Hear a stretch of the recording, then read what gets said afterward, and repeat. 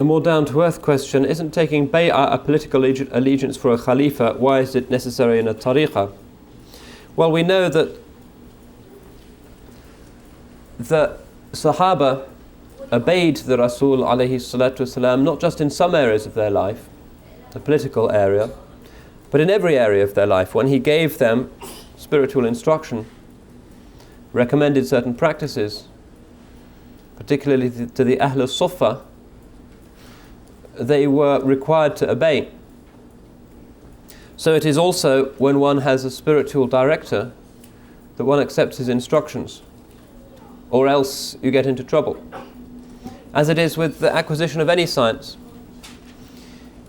If you're being taught medicine, you accept the instruction given to you by your professor.